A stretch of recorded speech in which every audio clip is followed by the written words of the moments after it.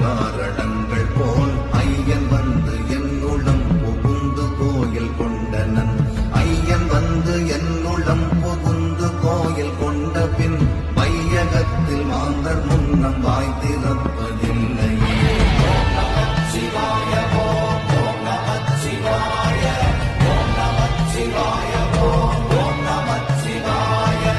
சிவவாக்கியர் சித்தர் இந்த பாடலின் மூலம் இறைவன் தனக்குள் எவ்வாறு புகுந்தார் என்று எளிய உதாரணத்தின் மூலம் விளக்குகிறார்.